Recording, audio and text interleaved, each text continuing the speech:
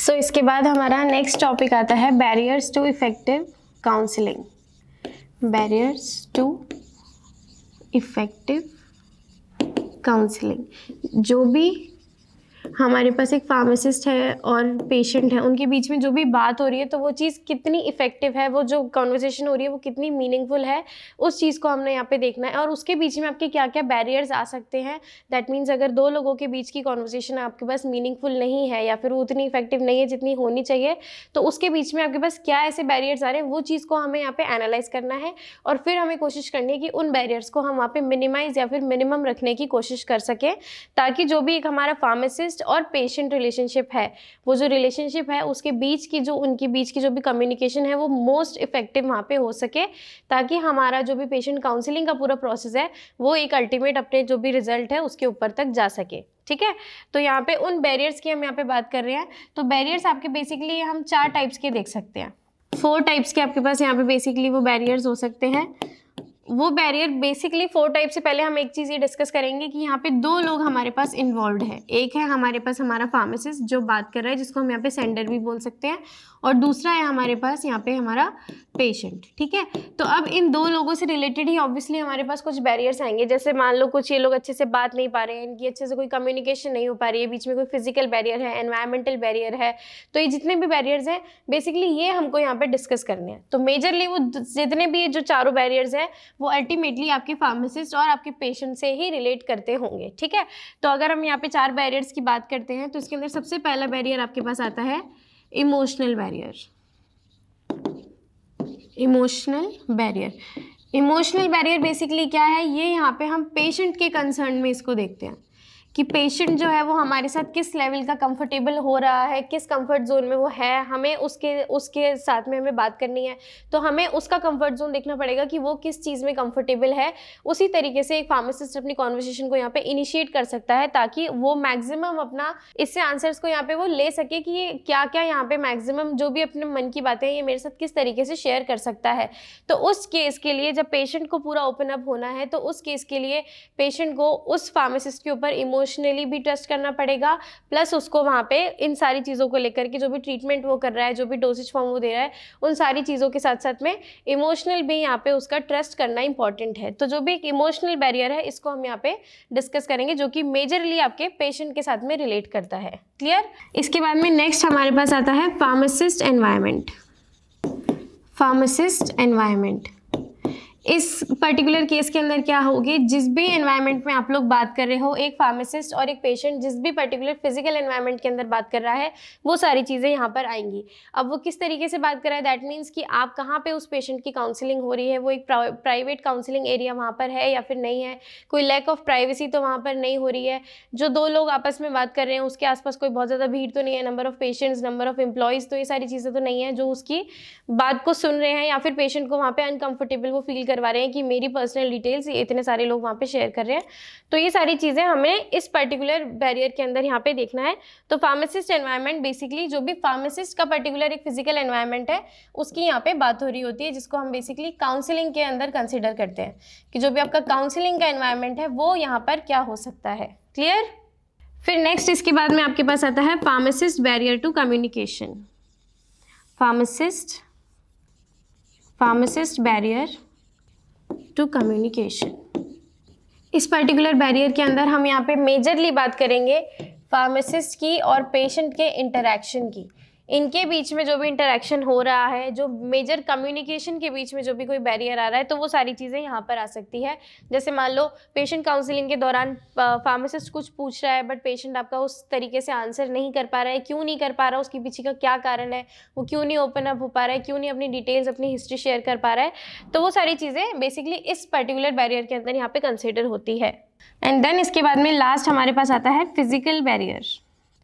Physical barrier, physical barrier में basically जो भी हमारा एनवायरनमेंट है, हमने यहाँ पे एनवायरनमेंट की बात की, जो भी हमारे पास काउंसलिंग में हम जहाँ पे चीज़ों को काउंसिल कर रहे हैं वो सारा एनवायरनमेंट, इसके अंदर जो भी फिजिकल बैरियर आपके पास आ रहे हैं, जो भी आसपास की चीज़ें आपको जो बैरियर वहाँ पे क्रिएट कर रही है, जैसे मान लो बीच में हमारे पास डेस्क है, डेस्क का कोई बैरियर है, या फिर हमने एक देखा है कि कुछ फार्मेसी स्टोर्स के ऊपर एक विंडो होती है, वो विंडो में आपको एक छोटी सी ओपनिंग होती है जिसकी वजह से अंदर जो भी वो कुछ कह रहा होता है वो बाहर तक आवाज़ नहीं जा पा रही है।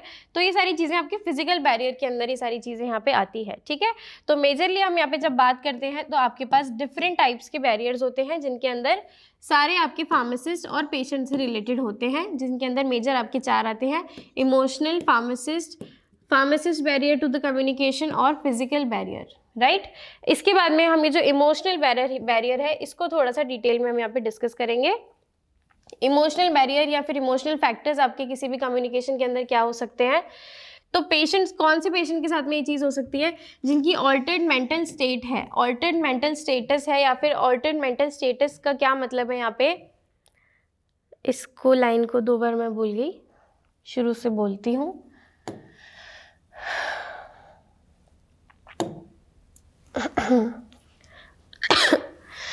Patients with altered mental status, basically altered mental status का ये मतलब है कि कोई भी पेशेंट है जिसको मेंटली कोई चीज़ों की प्रॉब्लम हो रही है।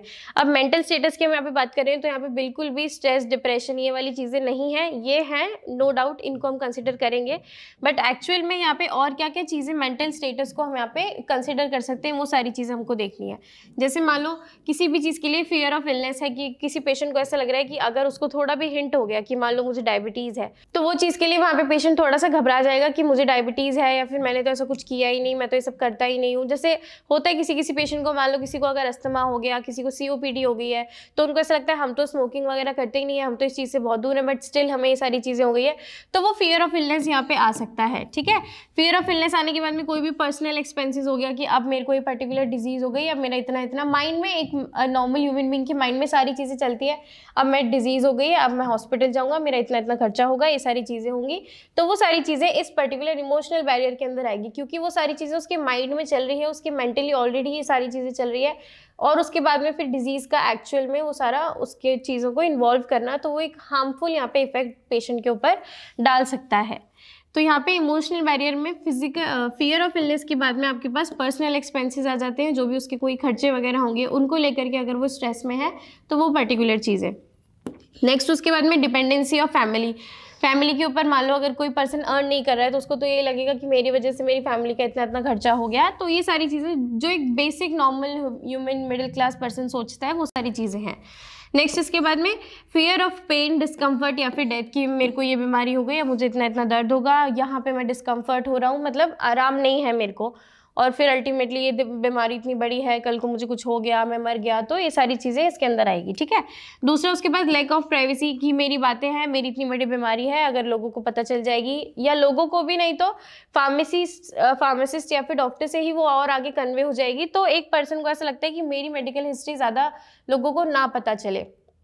ऑब्वियसली क्योंकि स्टार्टिंग में भी जब हमसे डॉक्टर बात करता है तो हम बहुत मिनिमम चीज़ें बताते हैं, बट धीरे धीरे हम उससे ओपन अप होते हैं, हमारी हिस्ट्री को शेयर करते हैं, क्योंकि कोई भी पर्सन नहीं चाहता कि उसकी पर्सनल लाइफ की डिटेल्स आगे तक जाए, राइट। तो नेक्स्ट इसके बाद में आपके पास आता है isolation from normal support system. Normal support system का क्या मतलब है, कोई भी मान लो फैमिली है, फ्रेंड है, उनकी वजह से अगर उसको कोई भी सपोर्ट सिस्टम नहीं मिल रहा तो वहाँ पे वो पर्सन थोड़ा स्ट्रेंज फील करेगा या फिर आइसोलेटेड फील करेगा। आइसोलेटेड फील करना मतलब लेफ्ट असाइड फील करना, लेफ्ट असाइड फील करना कि मैं अलग हो गया। जैसे कोविड में हमने देखा था कि अगर किसी पर्सन को कोविड हो गया था तो हमने उसको क्या किया था, बिल्कुल लेफ्ट असाइड कर दिया था, कुछ टाइम के लिए हमने उसको आइसोलेट कर दिया था, क्वारंटाइन कर दिया था। उस केस में उसके पास ना फैमिली जा पा रही थी उसकी, ना उसके फ्रेंड्स जा पा रहे थे, तो बेसिकली वो लेफ्ट असाइड फील कर रहा था कि मुझे सबसे अलग कर दिया, जो कि खैर बेटरमेंट के लिए ही था, बट स्टिल एक माइंड प्रोसेस के अंदर ये सारी चीज़ें आ जाती है, तो यहाँ पे lack of normal support system यहाँ पे हो जाता है।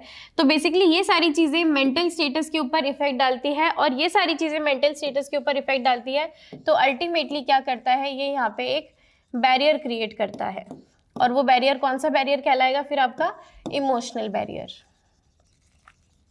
ठीक है। इन सारी बातों की वजह से हो सकता है आपका जो भी पेशेंट है वो फार्मासिस्ट से कोई पर्टिकुलर बात ना कर पाए या उसको हाइड करने की कोशिश करे। तो अल्टीमेटली ये सारी चीज़ें आपका एक इमोशनल बैरियर यहाँ पे क्रिएट करती है।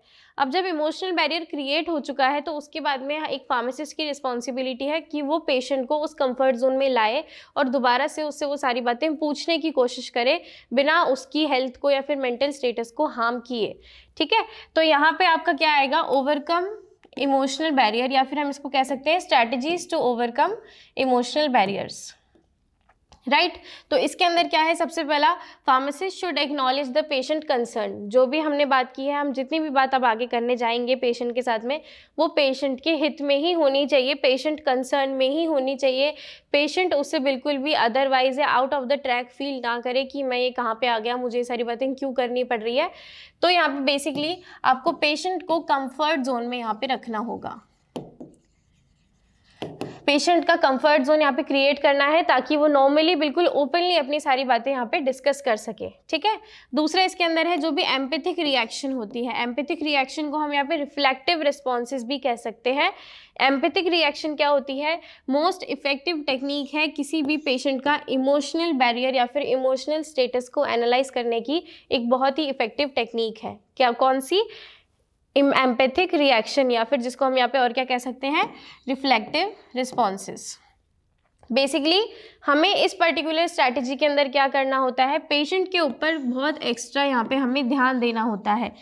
एक्स्ट्रा ध्यान देने का क्या मतलब है, जो भी पेशेंट आपसे बात कर रहा है उस बात को तो आपने सुनना ही है, जो भी वो कहना चाह रहा है वर्बली जो भी उसने बातें कही है वो तो आप यहाँ पे कंसिडर करोगे ही, बट इसके साथ साथ में उसने जो भी नॉन वर्बली बातें की है उसको भी हम यहाँ पे कंसिडर करेंगे। तो बेसिकली पेशेंट के ऊपर हमें स्पेशली यहाँ पे ध्यान देना है, उसकी जो वर्बली बातें हैं, जो भी वो अपने मुंह से कह रहा है कि मुझे ये हिस्ट्री थी, मेरे पास ये हुआ था, वर्बली के साथ साथ में नॉन वर्बली, जिसको हमने एक बार पहले भी डिस्कस किया है, जेस्चर्स वगैरह इसके अंदर आपके पास आते हैं। जेस्चर्स, आई कांटेक्ट, जो भी उसकी बॉडी लैंग्वेज है बेसिकली वो हमें यहाँ पे स्टडी करनी है। वो आप जब पेशेंट से बात करते हैं तब हमें उस चीज़ का एनालाइज कर लेते हैं हम कि ये कंफर्टेबल है, कॉन्फिडेंट है, नर्वस है, तो ये सारी चीज़ें हमें यहाँ पे स्टडी करनी होती है। अब यही पर्टिकुलर चीज़ों को स्टडी करना आपका एम्पैथिक रिएक्शन होगा। ठीक है, मतलब जो भी आपका पेशेंट आपको रिस्पॉन्स दे रहा है, रिफ्लेक्टिव रिस्पॉन्सेज, आपने कुछ कहा उसके अगेंस्ट में उसने कुछ भी जवाब दिया, तो एक तो जवाब वो वर्बली दे रहा है कि नहीं मेरे साथ ऐसा कुछ नहीं था, दूसरा अगर वो कुछ भी उसकी बॉडी लैंग्वेज है, उसके हाथ ऐसे स्ट्रेंग्ड हैं या कुछ भी XYZ कुछ भी है, तो वो चीज़ों को आपको यहाँ पे एनालाइज करना है और वही पर्टिकुलर चीज़ आपका रिफ्लेक्टिव रिस्पॉन्सेज कहलाएगी। ठीक है, दूसरा जब हम ये पर्टिकुलर रिएक्शन को यहाँ पे स्टडी कर लेते हैं तो इसका फ़ायदा क्या है, जब हम किसी भी पेशेंट की वर्बल नॉन वर्बल दोनों चीज़ों को स्टडी कर लेंगे तो ऑब्वियसली एक पॉजिटिव स्टेप आएगा। हम हमारे पेशेंट के कंसर्न में सारी चीज़ें कर रहे हैं, पेशेंट को हम कंफर्टेबल फील करवा रहे हैं, तो अल्टीमेटली ये फार्मासिस्ट और पेशेंट रिलेशनशिप को स्ट्रॉन्ग बनाएगा, उसकी डेवलपमेंट करेगा या फिर उसके लिए एक पॉजिटिव स्टेप का यहाँ पर काम करेगा। ठीक है, तो एम्पैथी रिएक्शंस आपके लिए इंपॉर्टेंट है। तो इमोशनल बैरियर हमने देखा, इमोशनल बैरियर किसी भी पेशेंट का मेंटल स्टेटस जो भी होगा तो वो अल्टीमेटली आपका एक इमोशनल बैरियर क्रिएट करेगा। इमोशनल बैरियर को ओवरकम करने के लिए फार्मासिस्ट की ही रिस्पॉन्सिबिलिटी है कि वो एक हेल्दी अच्छा एनवायरनमेंट वहाँ पे क्रिएट करे, पेशेंट के कंसर्न में सारी चीज़ें हों, उससे जो भी वो सवाल जवाब कर रहा है, बातें कर रहा है, जो भी चीज़ों को डिस्कस कर रहा है, हिस्ट्री कर रहा है, सारी चीज़ें पेशेंट के कंफर्ट जोन में हो ताकि वो ज़्यादा से ज़्यादा ओपन अप हो सके और अपनी चीज़ों को यहाँ पे शेयर कर सके। ठीक है, और दूसरा इसके अंदर ये रिफ्लेक्टिव रिस्पॉन्सेज का एक इंपॉर्टेंट पॉइंट है जो कि आपको मेंशन करना है।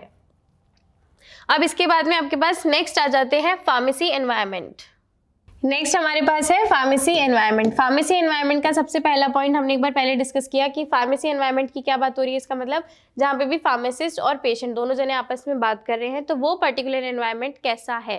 ठीक है, तो उसकी यहाँ पे बात हो रही है। तो कुछ कुछ कम्युनिटी फार्मेसीज क्या होती हैं, सबसे पहला तो कम्युनिटी फार्मेसी क्या होती है जो हम यहाँ पे पढ़ रहे हैं। कम्युनिटी फार्मेसी बेसिकली हम एक यहाँ पे रिटेल ड्रग स्टोर की बात करते हैं। ठीक है, रिटेल ड्रग स्टोर की हम यहाँ पे बात कर रहे हैं। तो उस कई सारी कम्युनिटी फार्मेसीज में क्या होता है, आपका प्राइवेट कंसल्टेशन का कोई रूम नहीं होता है या फिर कोई भी ऐसी स्पेस वहाँ पे नहीं होती है कि आप अपने पेशेंट से जाके पर्सनली बात कर सको। ये चीज़ें मोस्टली आपके हॉस्पिटल में अवेलेबल हो सकती है, जहाँ पे काउंसलिंग सेंटर्स होते हैं वहाँ पे अवेलेबल हो सकती है। बट अगर हमें कुछ ऐसा करना है कि हम पेशेंट को कंसल्ट करना चाहते हैं या फिर आपका ऐसा प्लान है कि मेरी फार्मेसी में, मेरे ड्रग स्टोर में मैं पेशेंट की काउंसलिंग करूँगा, तो उस केस केस में आपका एक प्राइवेट स्पेस होना इज़ मैंडेटरी, इज़ मस्ट। ठीक है, क्यों? क्योंकि जब दो लोग आपस में बात कर रहे हैं तो वही चीज़ें, लैक ऑफ प्राइवेसी का यहाँ पे बहुत बड़ा रोल है, तो वो चीज़ यहाँ पे नहीं होनी चाहिए, प्राइवेसी रहनी चाहिए। इसके लिए आपको एक प्राइवेट कंसल्टेशन स्पेस की रिक्वायरमेंट यहाँ पे रहेगी। तो अल्टीमेटली नंबर ऑफ फार्मेसी, आपके पास जो नंबर ऑफ कम्युनिटी फार्मेसीज़ हैं उनके पास भी कोई सेपरेट प्लेस नहीं है प्राइवेट कंसल्टेशन के लिए, which ultimately leads to the lack of privacy. ठीक है, फार्मासिस्ट की और पेशेंट की बातों की यहाँ पे प्राइवेसी रिवील होती है, और इसके साथ साथ में अदर ऑब्स्टिकल्स आते हैं जो कि किसको फील करने पड़ते हैं या फिर कौन डील करता है इससे? हमारा फार्मासिस्ट। ठीक है, अब वो कौन कौन से ऑब्स्टिकल्स होते हैं हम यहाँ पे देखेंगे। लैक ऑफ सपोर्टिव पीपल, कि मान लो अगर कोई एक पर्टिकुलर फार्मासिस्ट है यहाँ पे किसी पेशेंट के साथ में डील कर रहा है और उसके आसपास में कोई सपोर्टिव पीपल नहीं है, या फिर उसके साथ में जो लोग काम कर रहे हैं वो सपोर्टिव नहीं है, या फिर जो साथ में जो आपके पेशेंट्स आए हैं वो थोड़े से कोऑपरेटिव नहीं है, वो वेट नहीं कर रहे हैं, उन्होंने हल्ला मचा दिया क्या है क्या नहीं है, तो ये सारी चीज़ें फार्मासिस्ट को ये ऑब्स्टिकल यहाँ पे डील करना पड़ेगा। ठीक है, ये कब होगा? जब आप एक ही स्पेस में हो, यहीं पे आपकी डिस्पेंसिंग हो रही है और इसी किसी पर्टिकुलर एरिया में आप अपने पेशेंट की काउंसलिंग कर रहे हो। यहाँ पे हम काउंसलिंग कर रहे हैं और यहाँ पे आपकी डिस्पेंसिंग हो रही है। तो ये वाला पेशेंट देख सकता है कि फार्मासिस्ट कहाँ पर बिजी है, तो उसकी वजह से वो क्या करेगा? थोड़ा न्यूसेंस क्रिएट करने की कोशिश करेगा। तो यहाँ पे लैक ऑफ सपोर्टिव पीपल आएगा, जिसकी वजह से फार्मासिस्ट को ही यहाँ पे डील करना पड़ेगा। दूसरा, वर्कलोड और बैकलॉग की जो भी उसके पास काम है, मान लो यहाँ पे नंबर ऑफ पेशेंट्स वेट कर रहे हैं, तो वो उसके ऊपर ध्यान नहीं दे पाएगा। वो उसके साथ रह के भी उस फिजिकली उसके साथ प्रेजेंट है, बट स्टिल वो उसको यहाँ पे इतना अटेंशन नहीं दे पाएगा, क्योंकि उसका सारा ध्यान यहाँ पे रहेगा कि मेरे पास इतने इतने पेशेंट यहाँ पे वेट कर रहे हैं। तो काम ज़्यादा होगा, बैकलॉग ज़्यादा होगी। बैकलॉग मीन्स कि मुझे हाँ ये काम और करना है, तो ये सारी चीज़ों का उसके ऊपर स्ट्रेस रहेगा। नेक्स्ट, इसके बाद में क्या आ सकता है? Patients waiting for their medication. वही चीज़ जो मैंने यहाँ पे डिस्कस की, पेशेंट्स अगर यहाँ पे वेट कर रहे हैं तो वो पर्टिकुलर फार्मासिस्ट उसके ऊपर इतना कॉन्सेंट्रेट नहीं कर पाएगा। ठीक है, नेक्स्ट, इसी के साथ में अगर कोई भी फार्मासिस्ट है, वो एक इंडिविजुअल फार्मासिस्ट की अगर हम बात करें, या मैक्सिमम 2 फार्मासिस्ट यहाँ पे हमारे स्टोर पे है, तो उसके बीच में मान लो उसकी कोई इनकमिंग कॉल्स आ गई है, या फिर जो भी कोई को वर्कर है वो उसने कुछ कह दिया कि सर एक्सक्यूज़ मी मुझे ये चीज़ पूछनी है, या उसको कोई डाउट है, तो कोई को वर्कर ने मान लो कोई इन्फॉर्मेशन के रिगार्डिंग ही, भले ही वो काम की चीज़ हो, बट स्टिल अगर वो इसके पास आया है तो एक यहाँ पे डिस्टर्बेंस क्रिएट हो सकती है। दूसरा, इसी के पास में अगर कोई इनकमिंग कॉल्स, मैसेजेस, ये सारी चीज़ें आ गई हैं तो वो यहाँ पे डिस्टर्बेंस कॉज कर सकता है। और दूसरा क्या है? कोई भी इंटर्न है, अदर पर्सनल है। पर्सनल बेसिकली आपके पास क्या होते हैं? जो भी पर्सन यहाँ पे एम्प्लॉयड होते हैं, बेसिकली आपने जिन भी पर्सन को एम्प्लॉयमेंट दिया है या जो हमारे साथ में काम कर रहे हैं, वो चीज़ आपकी पर्सनल के अंदर आती है। तो कोई भी इंटर्न्स है, पर्सनल है, जो भी आपके अदर एम्प्लॉयज़ हैं, कोई भी आपकी इनसफिशिएंट कंप्यूटर टेक्नोलॉजी है, ये सारी चीज़ें भी अल्टीमेटली क्या करेगी? आपका फार्मेसी एनवायरनमेंट का एक बैरियर यहाँ पे क्रिएट कर सकती है। क्लियर? तो इसको अगर मैं समराइज करके बताऊं तो बेसिकली क्या है, एक आपके पास ड्रग स्टोर है, उसी ड्रग स्टोर में अगर आप डिस्पेंसिंग कर रहे हो और उसी ड्रग स्टोर में आप कंसल्टेंसी कर रहे हो, तो वो चीज़ें पॉसिबल यहाँ पे नहीं है। थोड़ी सी प्राइवेसी ये वाला पार्ट आपका रिक्वायर करता है, इसको प्राइवेसी चाहिए, और इसको प्राइवेसी चाहिए दैट मीन्स पेशेंट वहाँ पे कंफर्टेबल रहेगा। दूसरा, जब प्राइवेसी रहेगी तो बाहर क्या चल रहा है आपके फार्मासिस्ट को भी नहीं पता होगा, तो वो चीज़ों से कम डिस्ट्रैक्ट हो पाएगा। क्लियर? दूसरा, आपका ये जो फ़ोन्स वगैरह है तो वो चीज़ों को ऑब्वियसली उसको वहाँ पे साइलेंट रखना है, और जो भी चीज़ें हैं ज़्यादा से ज़्यादा फोकस अपने पेशेंट के ऊपर देना है। तो ये सारी चीज़ें आपकी फार्मेसी एनवायरनमेंट का बैरियर है, और इसी को ट्रीट करने के लिए अब आपके पास क्या क्या बैरियर्स हैं, इसकी जो भी हम स्ट्रैटेजीज देख सकते हैं तो वो क्या क्या है। उसके अंदर आपके पास क्या आती है? By ensuring sufficient personal, that means sufficient आपको एम्प्लॉयज़ रखने हैं। ऐसा नहीं है कि अगर आपकी फार्मेसी में मान लो सिर्फ 2 लोग हैं और आपको रिक्वायरमेंट है 4, बट आप 2 ही रख रहे हो just because of the pay scale या जो भी कुछ है, कोई भी इशू है, तो जितना भी आपको रिक्वायर्ड पर्सनल है उतना आपको यहाँ पर चाहिए। ठीक है? दूसरा, इसके अंदर क्या आता है? By providing special area for private consultation, जो हमने यहाँ पे डिस्कस किया कि जब आपका कोई भी स्टोर है तो उसी के अंदर कहीं जाके वो प्राइवेट कंसल्टेंसी का आप अपना एक स्पेस वहाँ पे बना सकते हो, जहाँ पे भी आपको एक्चुअल में कंसल्टेंसी करनी होगी। ऐसा कोई भी 2 पेशेंट वगैरह का ऐसा कुछ भी नहीं है, डेस्क वगैरह रखनी है, बस हमें पेशेंट से वहाँ पे बात ही तो करनी है। तो एक अच्छा सा हेल्दी एनवायरनमेंट यहाँ पे क्रिएट करने की ड्यूटी तो वो वैसे भी पूरी फार्मासिस्ट की ही होती है। नेक्स्ट, इसके बाद में आपके पास आता है बाय मेंटेनिंग प्राइवेसी। प्राइवेसी का बहुत एक इंपॉर्टेंट रोल है, तो प्राइवेसी मेंटेन करना है, लैक ऑफ प्राइवेसी बिल्कुल नहीं होने देनी है। पेशेंट का जितना भी इंफॉर्मेशन है, जितना भी डिटेल्स है, वो आपके अलावा और आपके पेशेंट के अलावा और किसी को भी बीच में नहीं पता होना चाहिए, इवन विद योर को-वर्कर्स भी नहीं, कि मैं अंदर बैठा था, मैंने उससे ये बातें की थी, उसको ये बीमारी है, ये सारी चीज़ें, ये चीज़ें डिस्क्लोज नहीं करनी होती है। क्लियर? तो बेसिकली हमें यहाँ पे प्राइवेसी को देखना है। अब नेक्स्ट इसके बाद में हमने देखना है कि फार्मासिस्ट कम्युनिकेशन का, जो भी एक फार्मासिस्ट और एक पेशेंट के कम्युनिकेशन के बीच की जो भी बैरियर आ रहा था, हम उसको कंसिडर करेंगे। So next is pharmacist barrier to communication. Pharmacist barrier to communication के अंदर क्या है, बेसिकली जो भी आप एक फार्मासिस्ट से बात कर रहे हो, वो सारी बात आपको यहाँ पे देखनी है, वो चीज़ों को आपको इफेक्टिव बनाना है बिटवीन कम्युनिकेशन बिटवीन फार्मासिस्ट और जो भी एक पेशेंट है, वो इस कॉन्वर्सेशन को हमको मोस्ट इफेक्टिव बनाना है। ठीक है, तो इस केस में हम एक फार्मासिस्ट की बात करते हैं, क्योंकि यही है जो आपकी कम्युनिकेशन को इनिशिएट करता है, यही है जो आपकी कम्युनिकेशन को आगे तक लीड करता है। ठीक है, तो बेसिकली फार्मासिस्ट, एक तो आपका कोई भी जिसको फार्मासिस्ट में एक्सपर्टीज़ होगी वो फार्मासिस्ट यहाँ पे हो सकता है। दूसरा, मान लो कोई इंटर्न है या फिर कोई भी न्यू ज्वाइनिंग है, फ्रेशर है, तो उनको इन चीज़ों की थोड़ी कम नॉलेज है। ठीक है, क्योंकि हम चीज़ें थ्योरी से ज़्यादा प्रैक्टिकली समझते हैं। तो अगर कोई भी फ्रेशर है, कोई भी इंटर्न है, तो उसके अंदर थोड़ा सा कम्युनिकेशन हम कंपैरेटिवली कह सकते हैं कम होगा। ठीक है, तो उस केस के अंदर क्या आ सकती है, वो नया फार्मासिस्ट या जो भी कोई एक नॉन एक्सपर्टीज पर्सन है या फिर कोई आपका फ्रेशर है, तो वो क्या करेगा, नॉन वर्बल बिहेवियर को थोड़ा नहीं समझ पाएगा, या बेसिकली वो कोशिश करेगा बट स्टिल नहीं समझ सकता। नॉन वर्बल कम्युनिकेशन को समझना वैसे एज कोई रॉकेट साइंस नहीं है कि कोई नहीं समझ सकता, एक फ्रेशर भी समझ सकता है, बट स्टिल एक फार्मासिस्ट जो आपके नंबर ऑफ पेशेंट के साथ में डील करता है और एक जिसने शायद पहली या दूसरी बार ही वो डील कर रहा है, तो दोनों में डिफरेंस रहेगा, राइट। तो वो चीज़ है यहाँ पर। तो जो भी कोई आपका फ्रेशर फार्मासिस्ट होगा या कोई भी एक न्यू पर्सन यहाँ पे होगा जो भी फार्मासिस्ट है, जो इन चीज़ों के अंदर इन्वॉल्व है, तो उससे कुछ यहाँ पे ये मिस्टेक्स हो सकती है, या फिर वो non verbal behaviour of the patient को अच्छे से अप्रोप्रिएटली जज नहीं कर पाएगा कि ये क्या कहना चाहता है या फिर क्या नहीं कहना चाहता। तो बेसिकली वो आपका इनएप्रोप्रिएट नॉन वर्बल कम्युनिकेशन यहाँ पे हो सकता है, जो आपका अल्टीमेटली क्या क्या इंक्लूड करता है, नर्वस मूवमेंट। जो आपका फार्मासिस्ट है, बेसिकली हम यहाँ पे उसकी बात कर रहे हैं, पेशेंट की बात नहीं कर रहे कि नर्वस कौन होगा।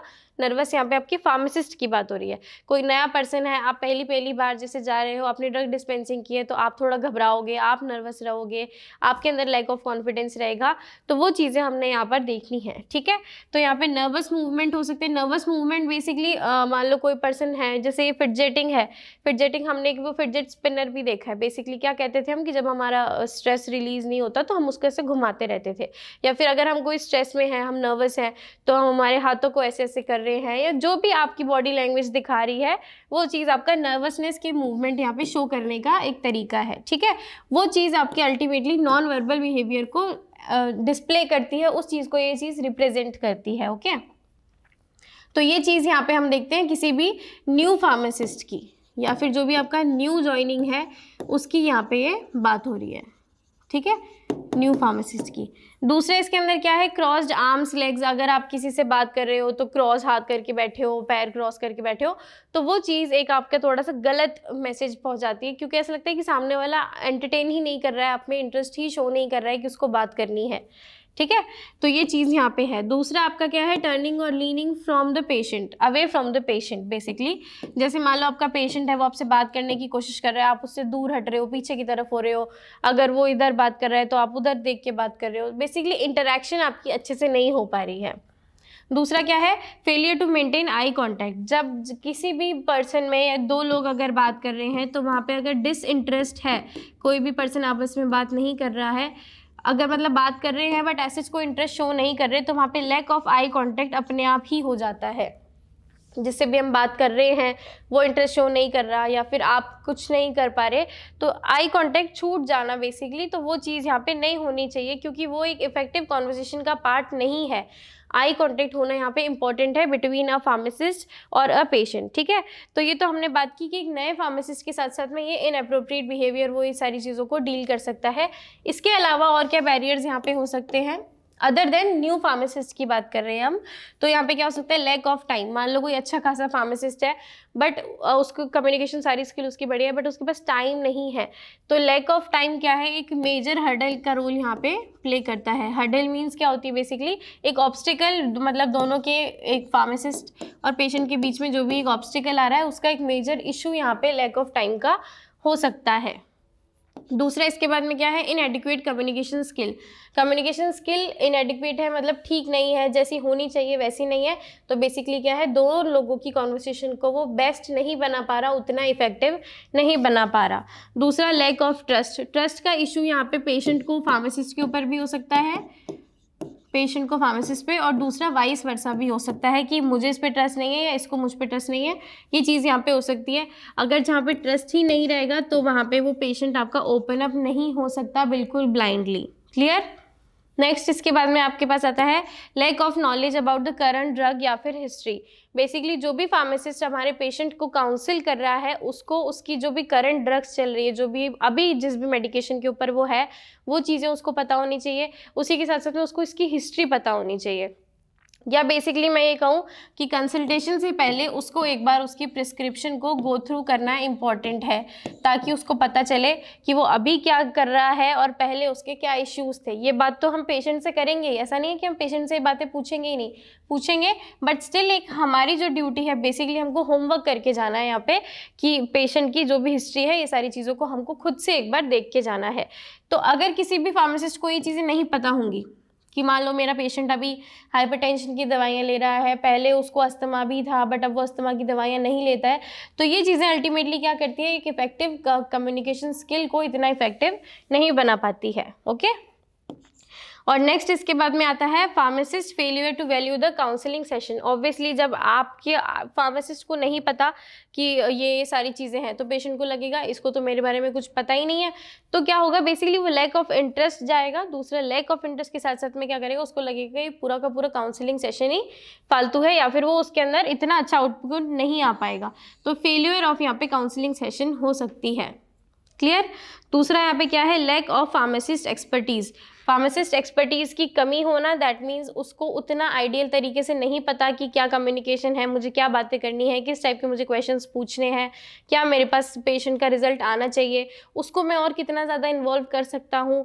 तो ये सारी चीज़ें आपको धीरे धीरे एक एक्सपीरियंस के साथ में आती है। पर्सन एक्सपर्टीज़ उस पर्टिकुलर फील्ड में तभी होता है जब वो वहाँ पे काफ़ी लंबे समय से है। तो कोई भी एक नया पर्सन है, नया फार्मासिस्ट है, तो वो चीज़ों की यहाँ पे कमी रह सकती है। ठीक है। ये सब हमने बैरियर्स देखे। अब बैरियर्स के बाद में हम देखेंगे कि इन पर्टिकुलर बैरियर्स को हमें किस तरीके से ओवरकम यहाँ पे करना है।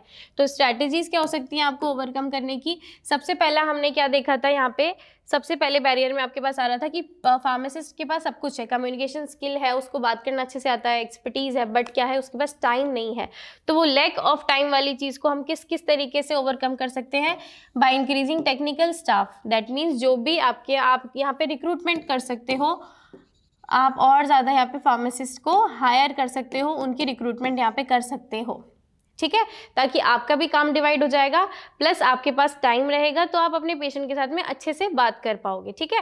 दूसरा हम क्या करेंगे, जब हम ये स्टाफ को इंक्रीज कर रहे हैं तो क्या होगा, एक स्टाफ तो आपका डिस्पेंसिंग के अंदर लगा हुआ है, तो जो फार्मासिस्ट अपनी डिस्पेंसिंग ड्यूटीज़ के अंदर है उसको कोई लेना देना नहीं है कि क्या काउंसलिंग चल रही है क्या नहीं चल रही है, उसका काम डिस्पेंसिंग का है, तो वो वहाँ पे फोकस्ड रहेगा। उसको ऐसा नहीं है कि अच्छा पेशेंट आ गया अब मुझे काउंसलिंग के लिए जाना है, ऐसा नहीं होगा, वो अपने काम में रहेगा। दूसरा जो काउंसलिंग के लिए स्पेसिफिक पर्सन होगा वो उस काम में इन्वॉल्व रहेगा। क्लियर। तो दोनों चीज़ों के अंदर क्लैश नहीं होगा बेसिकली।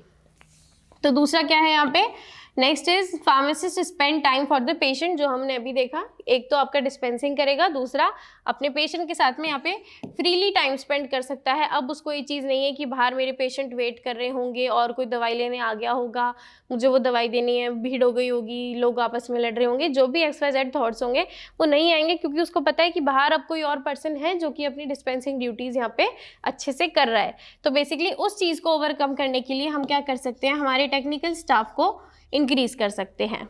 नेक्स्ट इसके बाद में क्या है, हमने यहाँ पर देखा कि लैक ऑफ एजुकेशन यहाँ पे है। मान लो कोई नया फार्मासिस्ट है, उसको नहीं पता कि ये पर्टिकुलर ड्रग है, ये कौन सी ड्रग है, ये किस केस में दी जाती है। तो बेसिकली जो भी हमारी नॉलेज है हम उसको वहीं पे तो फुल स्टॉप नहीं कर सकते, उस नॉलेज को ग्रोथ करते रहना ही एक आपकी ग्रोथ की पहचान होती है। तो बेसिकली वो चीज़ आपको किस तरीके से ग्रोथ करनी है, हम क्या चाहते हैं कि जो भी हमारा फार्मासिस्ट है वो क्या करे, कंटिन्यूइंग ऐसे कोई प्रोफेशनल एजुकेशन सेमिनार्स है या फिर ऐसी चीज़ों को कंडक्ट करवाए जिसकी वजह से क्या होगा, जो भी हमारा स्टाफ है उसकी नॉलेज यहाँ पे बूस्टअप हो सकती है, उसके स्किल्स बूस्टअप हो सकते हैं। बेसिकली जो काम आपको आता है उसको और एक्सपर्टीज करने के लिए आपको नई चीज़ों को और देखना पड़ेगा, सीखना पड़ेगा, तभी आप उसके अंदर और ज़्यादा एक्सपर्टीज अपनी शो कर सकते हो और ज़्यादा वहाँ पे बेस्ट परफॉर्म कर सकते हो। ठीक है, तो ये चीज़ें एक फार्मासिस्ट कर सकता है। नेक्स्ट क्या आ सकता है इसके अंदर, मैनेजिंग डिस्ट्रैक्शन, की जो भी आपकी डिस्ट्रैक्शन हो रही थी किसी को भी लेकर, चाहे फार्मासिस्ट को लेकर चाहे पेशेंट को लेकर, मान लो इनकमिंग कॉल्स आ रही थी, आपस में आपका कोई कोवर्कर आपको इंटरेक्ट कर रहा था या पेशेंट अनकंफर्टेबल है, तो किसी भी तरीके की डिस्ट्रैक्शन आ रही है तो उसको मैनेज करना आना चाहिए बेसिकली। दूसरा क्या है, lying on the patient side. हमने अभी देखा था कि आप पेशेंट आपसे बात कर रहे हो तो आप पीछे हट रहे हो, दूर हट रहे हो, तो वो चीज़ ना हो। ठीक है, उसके ऊपर हम फोकस रखें। दूसरा, पेशेंट के साथ में हम फेस करें, पेशेंट के साथ में बैठ के उससे बात करें, आई कांटेक्ट करें, बेसिकली जो भी वो कह रहा है उसको बिल्कुल अटेंटिवली सुनना यहाँ पर आपको काम करना है। दूसरा, आई कांटेक्ट करना है आपको, almost 50 to 70% of the time आपको पेशेंट से बात करते करते आई कांटेक्ट करना है। किसी भी कम्युनिकेशन को बेसिकली इफेक्टिव बनाने के लिए ये बहुत इंपॉर्टेंट पार्ट है। अगर आप किसी से बात कर रहे हो और वहाँ पे आई कांटेक्ट नहीं हो रहा तो वो चीज़ इफेक्टिव बिल्कुल भी नहीं रहती। वहाँ पे डिसइंटरेस्ट शो होता है कि या तो ये मुझ में इंटरेस्टेड नहीं है, या मेरी बातों में इंटरेस्टेड नहीं है, या ये बोर हो रहा है, समथिंग लाइक दैट। ठीक है, तो यहाँ पे आई कांटेक्ट होना आपका बहुत ज़्यादा इंपॉर्टेंट रोल प्ले करता है। And the most important and the last is to relax. किसी भी कॉन्वर्सेशन को और इफेक्टिव या फिर बेस्ट बनाने के लिए दोनों पर्सन्स का रिलैक्स होना बहुत ज़्यादा इंपॉर्टेंट है। जब आप फिजिकली मेंटली रिलैक्स रहोगे तभी आप आगे कोई बात कर सकते हो। ठीक है, तो ये सारे आपके कुछ स्ट्रैटेजीज टू ओवरकम थे। नेक्स्ट इसके बाद में आपके पास लास्ट बैरियर आता है, फिजिकल बैरियर। फिजिकल बैरियर के अंदर बेसिकली हमने क्या डिस्कस किया था कि जो भी आपके बैरियर्स रिगार्डिंग जो भी हमारा एनवायरनमेंट है उसके आसपास की वजह से हो रहे हैं, जैसे मैं कह दूं कि मेरी स्टोर है, जो मेरा ड्रग स्टोर है, उसके अंदर ग्लास वगैरह जो चीज़ें हमने डिस्कस की थी वही सारा पार्ट इसके अंदर यहाँ पे आएगा। ठीक है, तो इसके अंदर क्या कह रहे हैं हम, physical layout of the pharmacy include. Physical layout की क्या बात है कि जब हम लेआउट की बात करते हैं तो हम एक फार्मासिस्ट का जो भी ड्रग स्टोर है मैं उसकी बात करती हूँ यहाँ पे। जैसे मान लो ये आपका वेटिंग एरिया है, ठीक है, ये आपका वेटिंग एरिया है, इधर आपकी कोई भी ये डिस्पेंसिंग के लिए काउंटर है, this is the counter of dispensing. दूसरा, इधर आपकी शेल्व्स हैं, इधर भी शेल्व्स हैं, शेल्व्स रैक्स ये तो होंगी एक फार्मेसी ड्रग स्टोर के अंदर। ठीक है, या फिर हम कह देते हैं इधर जाके आपका कोई भी पेशेंट काउंसलिंग का है, ये चेयर, टेबल, चेयर, ऐसा कुछ करके ये आपका एक लेआउट है ऐसा सा। तो अब इस लेआउट के अंदर क्या क्या चीज़ें इन्वॉल्व्ड हैं या फिर क्या क्या चीज़ें आपका यहाँ पे एज अ बैरियर क्रिएट कर सकती है, उसको हमको यहाँ पे देखना है। कि प्रिस्क्रिप्शन का काउंटर कई बार बहुत बड़ा हो जाता है कि फार्मासिस्ट हमसे बहुत दूर चला जाता है, वो चीज़ नहीं होनी चाहिए। जो भी आपका काउंटर है वो एक एक्यूरेट रहना चाहिए, जितना होना चाहिए उतना ही यहाँ पे रहे तो ज़्यादा बेटर है।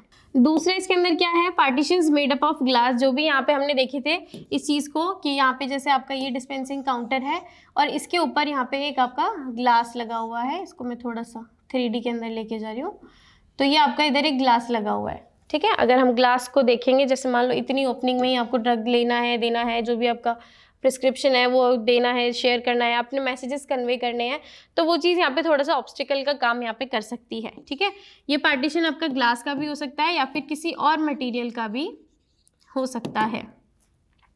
दूसरा इसके बाद में क्या है, raised floor that place the pharmacist higher than the patient. Basically अंदर की तरफ जो भी फार्मासिस्ट होगा उसके लिए थोड़ी सी फ्लोर की रेजिंग होगी। जैसे मान लो इतना फ्लोर है तो थोड़ी सी हम उसको रेजिंग कह सकते हैं, कह देते हैं कि बीच में जैसे कुछ नीचे रखा हुआ है जिसकी वजह से आप उसके ऊपर रहोगे तो आप थोड़े बड़े लगोगे, हायर लगोगे पेशेंट से कंपैरेटिवली, ताकि आपका इंटरेक्शन यहाँ पे होगा तो सोच के तो यही कि अच्छे से होगा, बट हो सकता है कि वो थोड़ा इतना ऊपर चला जाए, फिर इसकी वजह से और आप मैसेजेस जो अपना कन्वे कर रहे हो वो ना हो पाए, तो ये सारी चीज़ें आपकी हो सकती है।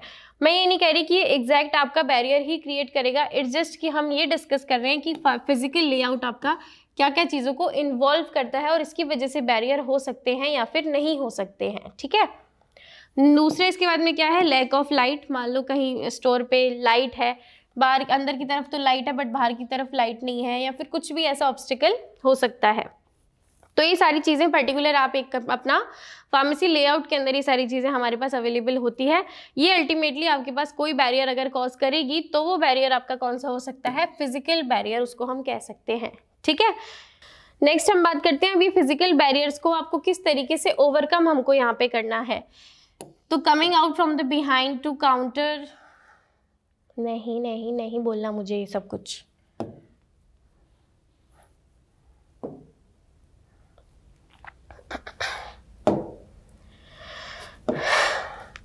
स्ट्रेटजीज टू ओवरकम की हम यहाँ पे बात करते हैं कि अब आपको कौन सी स्ट्रेटजीज यहाँ पे अपनानी चाहिए फिजिकल बैरियर को मिनिमम या फिर कम से कम रखने के लिए। ठीक है, तो इसके अंदर क्या है, जब भी हमारे पास कोई पेशेंट आए, ऐसा ये कहना चाहता है कि जब भी हमारे पास कोई पेशेंट आता है तो हमें हमारे काउंटर से बाहर निकल के उसको ग्रीट करना चाहिए।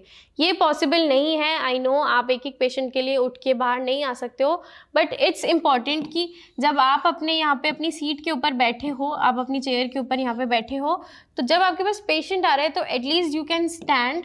ठीक है, आप यहाँ पे स्टैंडिंग पोजीशन में आके मतलब खड़े होकर के उसको बेसिकली हाय हेलो या जो भी है कि क्या चाहिए था उस तरीके से उसको ग्रीट कर सकते हो। बेसिकली आपके पास कोई आ रहा है, फर्स्ट टाइम आ रहा है, तो उसको ग्रीट करना है, यहाँ पे आपको एंटरटेन करना है, उसको ऐसे लेफ्ट साइड फील नहीं करवाना है कि ठीक है तुम आ गए तो आ गए, जा रहे हो तो जा रहे हो, हमें कोई फ़र्क नहीं पड़ता। ऐसा कुछ नहीं करना। जब पेशेंट आपके पास आ रहा है तो आपको अपनी सीट से यहाँ पे खड़े होना है और उसको ग्रीट करना है अच्छे से। ठीक है, और अगर नहीं खड़े होके भी ग्रीट कर सकते हैं हम, तो बेसिकली ग्रीट करना है, खड़े होके करो, बैठ के करो, बाहर निकल के करो, किस भी तरीके से करो। नेक्स्ट इसके बाद में आपका आता है face the patient and make maximum eye contact. अब यहाँ पे आपका पेशेंट खड़ा है तो पेशेंट के साथ में आपको बात करनी है, फेसिंग करनी है उसकी, दूसरा आई कांटेक्ट उसके साथ रखना है जब भी आप बात करोगे तब।